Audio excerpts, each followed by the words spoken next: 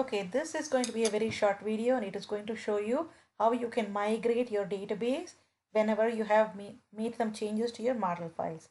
Because currently what happens is in order to initialize a database, we have used the seed method in any kind of like data initializer, right? We use the sample database and then the other option is we go into Server Explorer and make updates. But what happens is anytime you go and change a model file, because it affects the database, either you get an error that says your model changed and so your database is no longer correct. You get that error. Or if you have code like this with your data initializer, it is going to drop your database along with all the test data. And if, depending upon like how much data you have, let's say like if you have like a ton of data in your testing environment, that would not be the right opportunity for you. I mean, that would not be the right way to proceed, because that would be a lot of data that you have to enter. Well, for our application, this is the enrollment application. I just have like a couple rows of data, and that's about it. So if you see here, I have 2 rows of data with two students here and 2 courses, and we have enrolled these people. So the point is that if I go in here, you can see that I have quite some 4 students and 3 courses. So let's say that this is not 4 students and 3 courses. I have 300 students and like 45 courses. I wouldn't want to lose the data, right? The test data. So that is the only way that we can prevent that from losing that is to use migration. So please follow the steps I'm doing here, and I think that'll help you. So let me stop this. So I just showed you my data here. Where is my database? I just stopped the application. Okay. I just showed you my data, right? So the first step is take out this line, because this is mainly if you're using like an initializer for your table. For migration, you don't need this line. So we can take this line out. The second step would be to go into tools, NuGet package manager console. Okay, because I already was working on this, it's just showing me all this. Yours should look like this. So the PM, and then this is like a DOS prompt. So what we want to say here is we want to say enable migrations. What this does is it sets up your application so that it can have code first migrations. It enables your application to take a snapshot of the database and migrate the database changes without losing data. Okay, see, as soon as I ran this, you can see here a new folder got created. There are 2 files. The first file says initial create.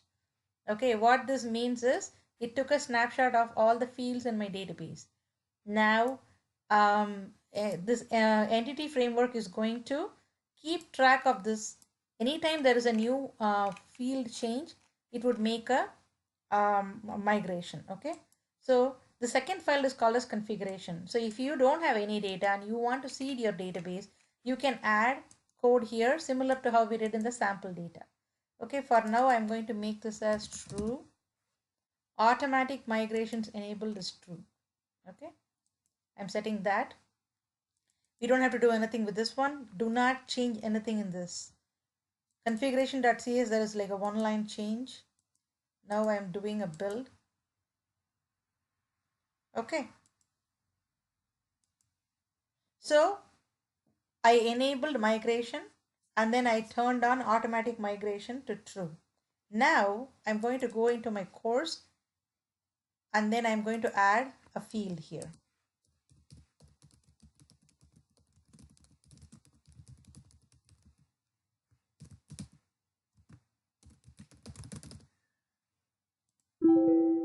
Okay, so you know normally what happens, right? So when I do this and I try to open my application,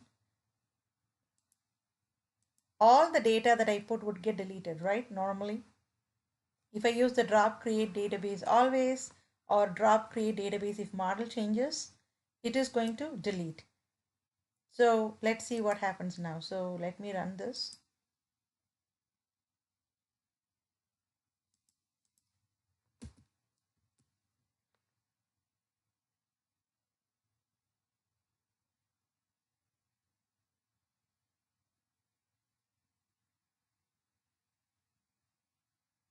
So I think you're all familiar with this kind of error, right? It says the model backing the database has changed since the database was created. So it is just, this error is to help you keep your database in sync with your model. So this is what we expect normally, nothing new. What you do is you go to your package manager console. What we do here is we call something, we write add migration. We just say add migration. What happens when we say add migration is it captures the snapshot. Now it's asking us for a name for this migration. You can see the first migration is called initial create. Here you can see that, right? So I'm going to make this as 2018-10/04 today's date, and I'm going to say update 1. See, as soon as this is done, it went and created an update 1, and if you look inside, it created that one field that we added. So it knows that's the only file that changed. Okay, so once you are done with this, in the package manager console, say update database. This is where the magic happens. Now what happens is the one file, that one field that was changed, okay, will go and get added to our database, but our data will not get deleted. Okay, it's a win-win. So now let's go and run.